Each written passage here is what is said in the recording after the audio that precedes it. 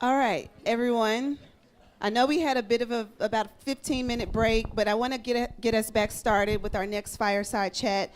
So for this next group, we have the co-founders of Black Bitcoin Billionaire, Lamar Wilson and Isaiah Jackson. I guess my name is Lamar Wilson. I'm co-founder of Black Bitcoin Billionaire. Also a developer, have a finance degree, and I'm just great. I'm glad to be here. I've been doing this since the beginning, like the very first one. So it's really dope to see how beautiful this is growing. So I'm glad to be here. I'm Isaiah Jackson, co-founder of Black Bitcoin Billionaires, author of Bitcoin in Black America, and also very glad to see how far the conference has progressed. Been here since the beginning with Lamar, so glad to see everybody here. Beautiful. Isaiah was one of my first podcast guests. Oh, yeah. Unfortunately, not that many people listen to my podcast, but I have a lot of fun doing it. I'm not going to do a lot of talking in this because you guys have been preaching this message for a while. Maybe lessons, like what have you learned? What have you learned in terms of your own investing, in terms of how you can connect with people, in terms of what advice you give people? Is it to just buy crypto? Is it to get a job in the space? Is it to get into the blockchain space? So give a little of your journey. Yeah, well, I would say definitely one thing, a lesson I've learned is don't stay up until 2 a.m., 5 a.m. in the morning trying to trade during the Chinese trading session, thinking you're going to get rich overnight. I had a beautiful head of hair before I got into into Bitcoin, and that kind of took it away because you it's and I very both. stressful. Very stressful, and really unnecessary because price doesn't matter. If you're here for the technology, if you're here for actually building business and actually growing, that's one of the lessons I would say is don't look at it from I can get rich quick standpoint. Look at it as more of a technology, and that's going for Bitcoin, crypto, or any other industry that we discuss. So I would say that as a lesson, and just to follow up with that, definitely one to throw in there education-wise. Make sure you're getting good information. I think me and Lamar do a great job. There's other educators here as well. A lot of rug pulls and scams and people that do a lot of stuff, so make sure you're getting good information as well. Yeah, for me, I think the thing I've learned is you have to be intentional. So I heard Jasmine ask a question of you earlier around investment and why is there such a huge gap in investment and those kind of things. I think it's the same thing when we talk about diversity and inclusion. Like you literally have to be intentional.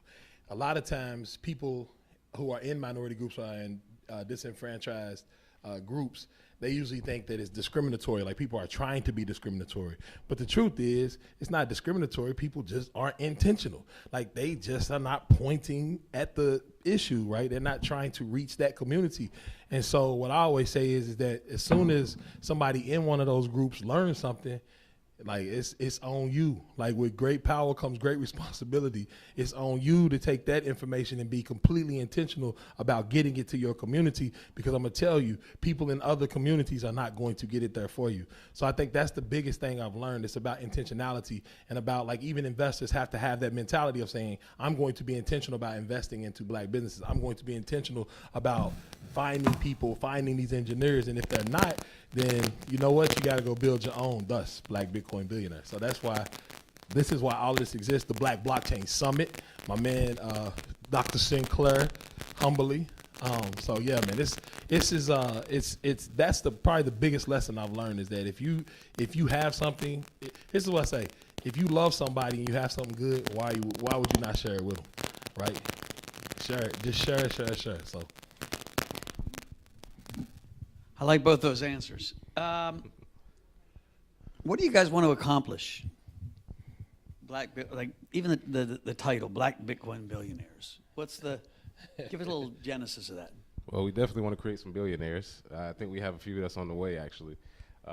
One of the main things is, like, of course, I stated education before, but I've shifted my focus a lot towards kids, teaching the next generation, because we're going to be old farts by the time this really takes off, just being honest. So there's a 10 or 11-year-old right now that's going to eat our lunch, that's really going to innovate and push this forward. So focusing on teaching not just adults but also kids as well, getting it into the school system, because in my opinion there's no reason why this shouldn't be a main subject that we teach. So that is really my main goal, is to teach kids around the world so the next generation can carry on the legacy we started. So just so I'm clear, are you teaching them about monetary policy? Like if you read the book, The Bitcoin Standard, everybody should read the book, The Bitcoin Standard. It's the best Bitcoin book there is, other than yours. I was about to say, I was like, hold on. Other than his. But are you teaching people that we have this monetary policy, and if you print too many dollars, it debases? Is that what you're teaching, kind of economics 101? Mm-hmm. Yep. To start off, I actually have patent pending Federal Reserve game, where you teach students about how printing too much money causes inflation, where our monetary policy came from, some of the principles that were in the Creature on Jekyll Island, if you know how the Federal Reserve got started. So I actually patent pending and got a game for that, just for kids. So once they understand that, it's funny how they start to realize really quick, this isn't how things are supposed to work. Even at 8, 9 years old, they realize that. So as adults, we definitely have to realize that and find a new So solution. the radical piece is we're literally teaching, because listen, there's terrible financial literacy in America. That didn't even exist.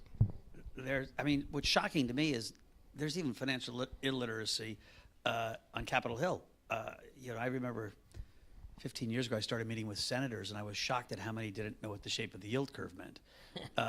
Now, I can understand my mother not knowing it, but I thought senators would. And so it is kind of radical to start at a young age teaching people really macroeconomics or how economies work. And that's what your mission is. Oh, yeah. Can't beat around the bush. Lamar just said it. Be intentional. Gotta be intentional. You got to make sure you show them this is exactly what you should be focusing on and not trying to smooth over and make it nice. I'm not one of those make it nice for people. And you get your inputs from where? Like I mean, your education on the economy, your inputs, your understanding. Right. Where did that come from? I have a finance degree. So I graduated from the University of Kentucky with a finance degree with honors. I'm just going to say that. Let's all give it up for the honors. Yeah, for the honors. My mom always says you don't have a big head for nothing. So as y'all can see, his hat looks like a yarmulke, but it's cool. I think me taking those skills and Zay himself taking the skill set and then sharing it, because again, and it doesn't even matter in this situation, it's not even around marginalized communities. We just don't learn financial literacy, period, in school. Like, it doesn't, as a whole. And I truthfully think it's meant to keep everyone enslaved to the system. I truthfully think that they'll teach you enough information so that you can go work for people, but they don't teach you enough information to get out of debt. They don't teach you enough information to get ahead though you don't have to work for anyone. They don't teach you enough information to get you passive income, right? So I think it's being very intentional about where I focus my attention is the biggest part. And the goal for me, when you're saying what the goal is that every person at least has enough information to make their own decision. I'm not a person that recommends anything to anyone. I always say it's not my spouse and it's not my house. And what that means is that everybody has their own decisions to make based on their household. So I don't recommend anything to anyone. I just want to give enough information that people can make their own decisions, because a lot of times the reason why we're in situations that we are in is due to asymmetric information. And people use asymmetric information to stay in power over you. Like, giving out information is empowering people. Keeping information to yourself is purely to control you. And that's pretty much what it all boils down to. So, yeah, and I think this industry, as you've seen and others probably have seen, is probably one of the most open industries as far as information. Almost anything you want to learn, you can just ask somebody. And nobody's like, well, you need to invoice me and send my fee. nobody really does that in the industry. Whereas other ones, you will get hit with that invoice later. So I think this is one of the best industries as far as open information, getting education from people who are experts. I should say, only been around about 13 years. But yeah, you can get a lot of great information and you're early. That's the main thing too, is that I can't stress how important it is that you're building the actual industry that you want to work in. So you get to be a part of the thing that you're actually trying to see succeed long term. So that's huge as far as where we're headed, I think, as far as economic. With information, though, comes misinformation. Oh, yeah. And so the idea is, like, eat the meat, spit out the bones. Like, take in as much information as you possibly can and be able to start deciphering it. A lot of times we just look at headlines on a podcast or listen to one dude. I was just on a guy's show the other day named BitBoy. And don't moan. I mean, but yeah, I mean, I see why you moaning, but you know what I'm saying. It's like some people just listen to exactly what he says because he has a lot of followers, and it's like, no, get information. Make sure you're getting information from sources that are not trying to get money out of your pocket. People that care for you, right? People that actually want to see you win. And listen to that information, and even that information might be wrong, right? So the whole truth is just get enough information for yourself, because this technology is about you empowering yourself. You don't have to go to the middleman anymore. You don't have to get your stuff from a singular authority. This is about getting information for yourself and then running your own rules, right? Based on the rules that you have decided for yourself. So be your own leader. So you're telling me XRP is not going to 580?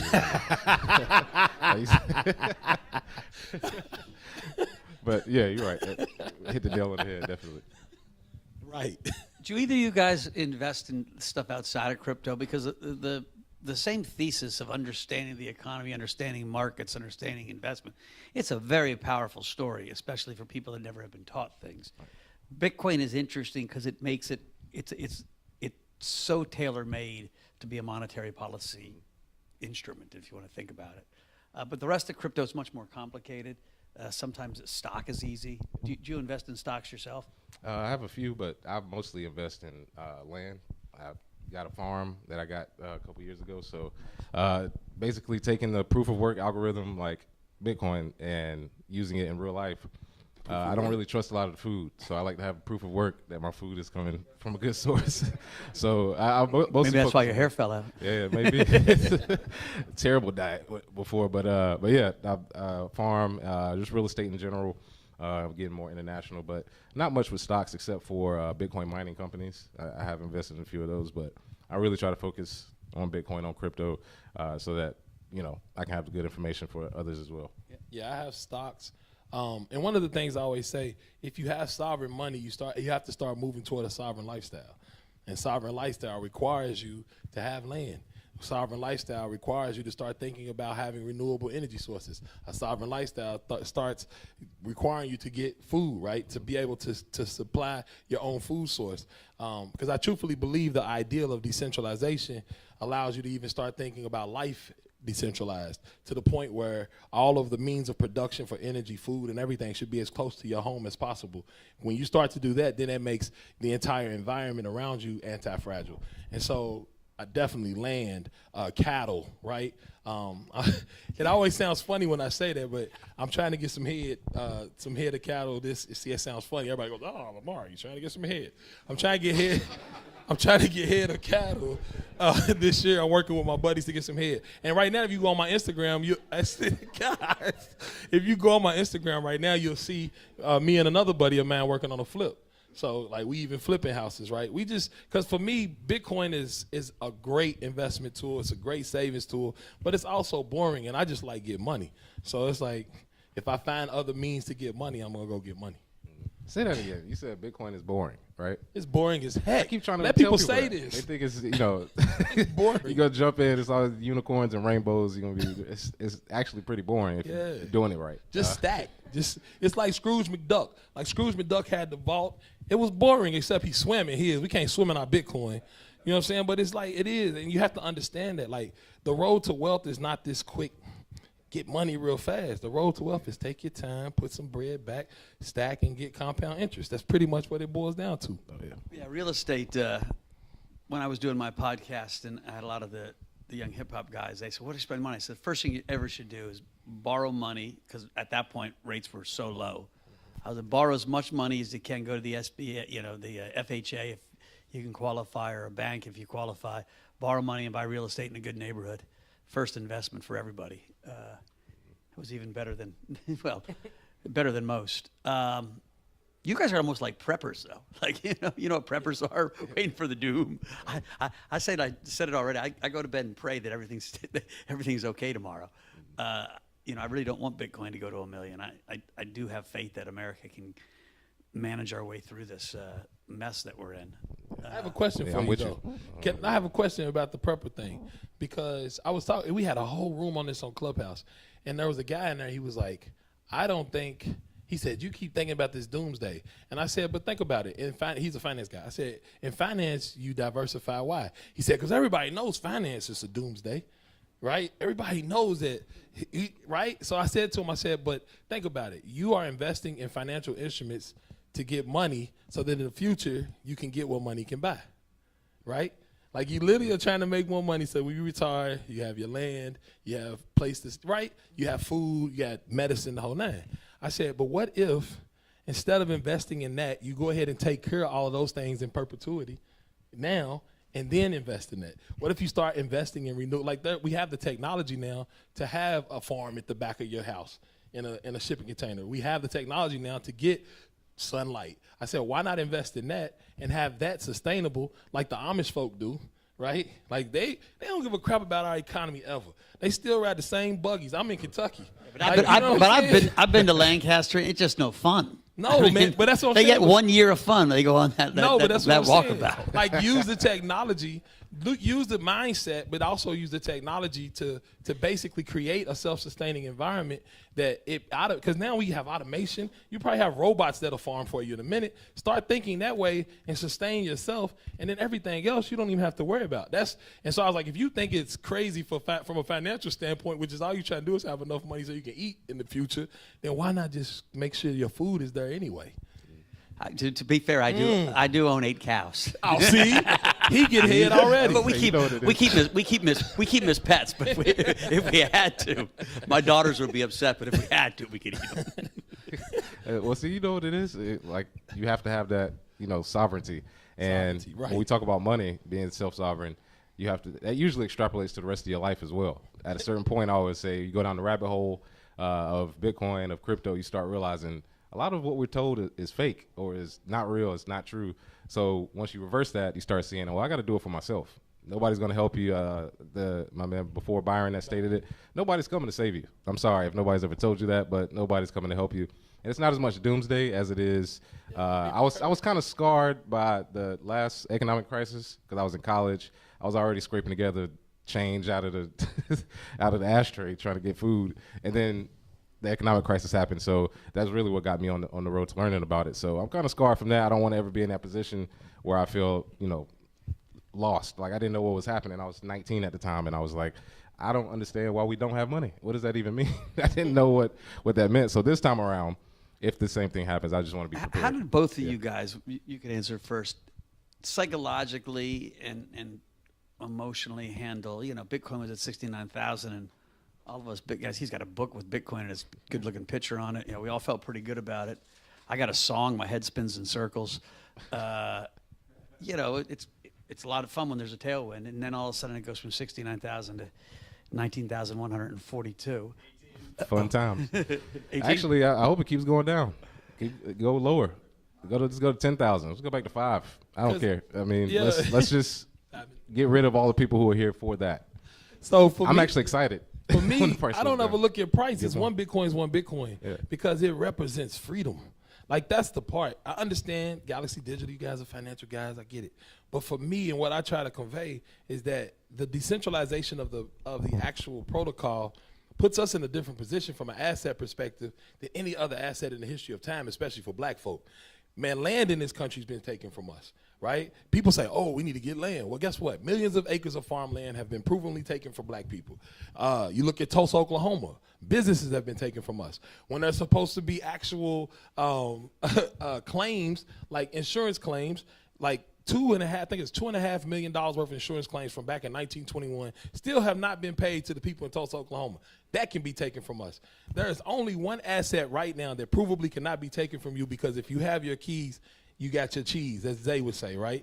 So it's like from that standpoint, when I saw Bitcoin, it was so early, it was not about the money. It was about the fact that I saw freedom.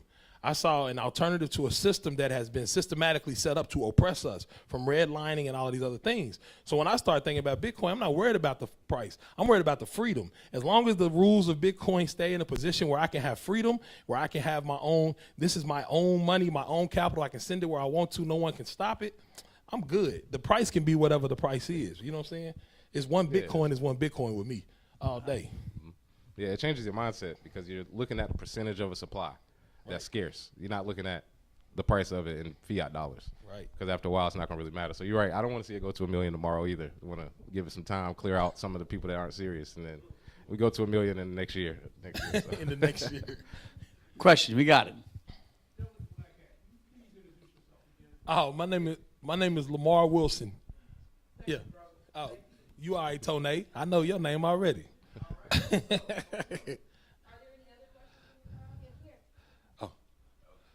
everybody doing? My name is Jeremiah Mahoney. I'm IT apprentice for Bill with them. I just want to talk to you guys about the black Bitcoin thing. I'm kind of feeling that. I've learned a lot here at this summit today. I just want to talk on like, so how do we, as young people, I'm pretty sure I speak on behalf of a lot of young people, how do we get away from the financial predators that know about the knowledge that you guys know about, but they prey on us, the people who look like us, but just don't know. And they take advantage of us. They take advantage of you guys' system to benefit them, but hurt us in the long run. About time Bitcoin and all this stuff does pick up, we're behind. So how do we, I guess, kind of get out of that rut for some of us who are in that rut? How do we kind of avoid these financial predators who prey on people who just don't know? Because, it's new, it's fresh, it's easy to manipulate. So, yeah, yes, ma'am. Yes, ma'am.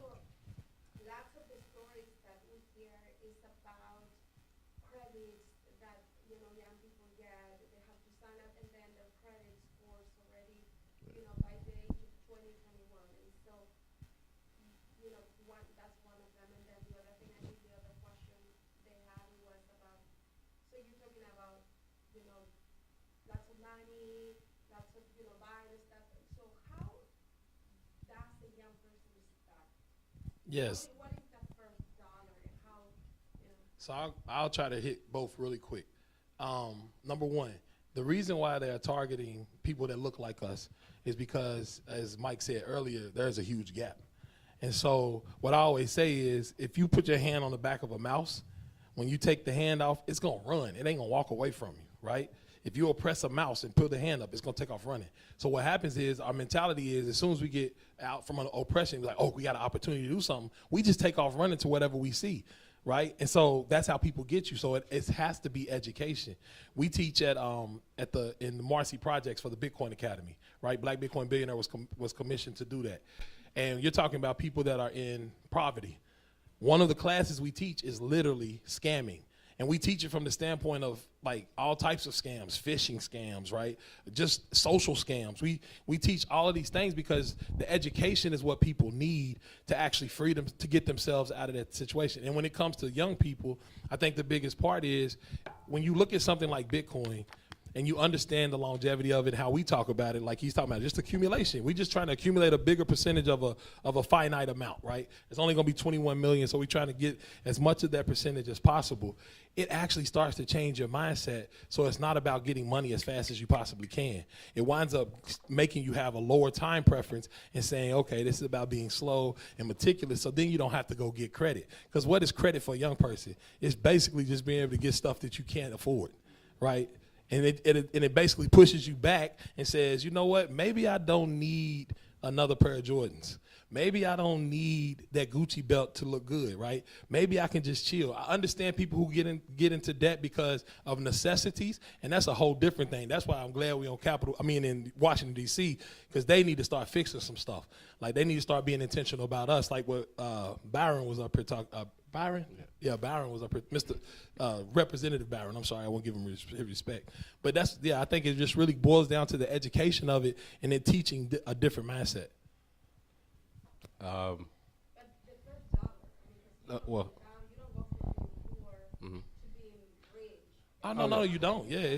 well, I always tell people, I think that's part of the story as well. oh yeah, well, how I started is cutting out bad habits. We all have them. It could be $5 here, $10 there, but really starting out buying Bitcoin, I just stopped eating out at lunch. That was it. Just small stuff. And For me, literally $40 here, $50 there to dollar cost average, and also delayed gratification. You have to realize this is a long-term play. But I would also say for some people, get a job, get another job if you already have one. For some people, they're like, well, how can I get into this industry and make a lot of money? It's like, well, actually, it's still a little old school. You still need money to do it. So get another job or sell some stuff you don't need. So, I mean, people make a joke in Bitcoin, sell your chairs sell your couch. Who cares? Because it's very finite time to do it. Yeah, one of the things like people don't understand, when I started all of this, I did it on the street called Georgetown Street in Lexington, Kentucky, which if you go to my community, if you say Georgetown Street, everybody's like, don't go to Georgetown Street, right? Because that was my community. That's where I live. The one thing that I always say, education and the application of it. I taught myself how to program in that neighborhood. You understand what I'm saying? Like, late at nights, I was working crazy hours. I was taking my kids to school, and then I was sitting on dang on the computer from 3 o'clock in the morning to 7 in the morning learning how to code. Learning how to code took me to Bitcoin. Bitcoin, I made a wallet, right? So it's like these steps that happen just from me taking the extra time I had that might be the time most people sleep. I still am on a schedule of about 3 to 4 hours a night of sleep because I'm just like, I've been programmed that way because that was the only way I was going to get out of the situation. So it's like, you can do it. And a lot of people like Lamar, because some people don't like me telling the story because they're like, everybody's not going to be able to do it. But the truth of the matter is, I believe if you put your mind to it and you act, because people probably thought I couldn't do it. I taught myself to program. So it's like, and I taught myself all this Bitcoin stuff. There were no books. So if you think about it, if I can do it, other people can do it. You just have to say, I want this. I want to get out of the situation I'm in. And it does change your life. Because once you get to that point and you teach yourself a skill that is a marketable skill, sky's the limit. He said he's hiring people off Twitter. That's what Mike said. So get on Twitter, learn how to program, get on Twitter, hit Mike up and tell him, I'm trying to get a job. Guys, let's give these guys a big hand. Thanks so much.